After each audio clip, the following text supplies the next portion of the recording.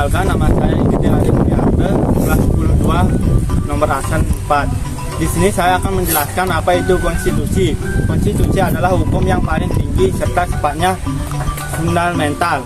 Di sini berarti konstitusi merupakan suatu hal yang paling mendasar dan paling penting, di mana hal-hal lain bergantung padanya. Sebuah negara yang menganut paham konstitusionalisme adalah sistem negara yang menjadikan konstitusi sebagai perwujudan hukum tertinggi, dan Indonesia merupakan negara yang menganut paham tersebut. Terdapat dua macam konstitusi, yaitu konstitusi tertulis dan konstitusi tidak tertulis.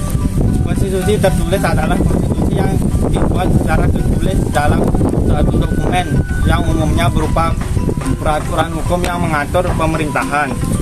Sedangkan konstitusi tidak tertulis atau yang sering disebut dengan konvensi adalah ketentuan yang mengatur tata negara, tetapi tidak dalam wujud naskah, melainkan wujud konvensi atau pemufakatan. Konstitusi tidak tertulis umumnya berwujud dari kesepakatan bersama di tengah masyarakat. Berbicara mengenai Indonesia, Undang-Undang Dasar Negara Republik Indonesia tahun 1945 merupakan konstitusi tertulis sebagai hukum tertinggi NKRI. Undang-undang berhasil disahkan sebagai konstitusi melalui sidang panitia persiapan kemerdekaan Indonesia atau yang disebut dengan PPKI.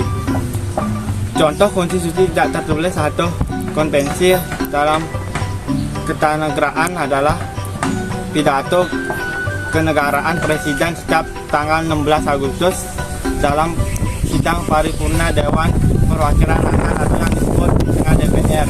Pengambilan keputusan berdasarkan musyawarah mufakat juga termasuk konstitusi tidak tertulis. Pendapat saya mengenai adanya gerakan yang mengubah ideologi Pancasila yaitu tidak setuju. Hal ini karena gerakan tersebut mengecam keberadaan negara Indonesia, karena ideologi Pancasila merupakan cita-cita dan dasar negara Indonesia yang tidak bisa dan tidak boleh dirubah dengan alasan dan kepentingan apapun.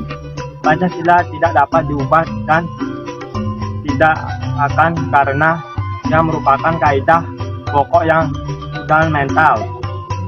Pancasila itu sendiri sebagai fundament falsafat pikiran dalam-dalamnya, untuk kemudian di atasnya didirikan bangunan Indonesia merdeka yang kekal dan abadi.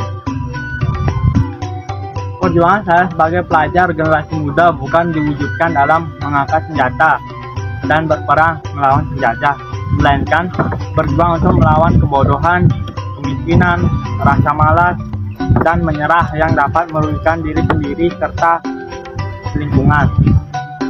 Pelajar harus menjadi pribadi yang tangguh, rajin, pantang menyerah, bekerja keras, kreatif, dan cinta tanah air berlangsungnya kemajuan suatu negara. Nah, sekian materi yang dapat saya sampaikan. Apabila ada kesalahan kata baik sengaja maupun tidak sengaja, saya mohon maaf dan saya ucapkan terima kasih, dan saya tutup dengan para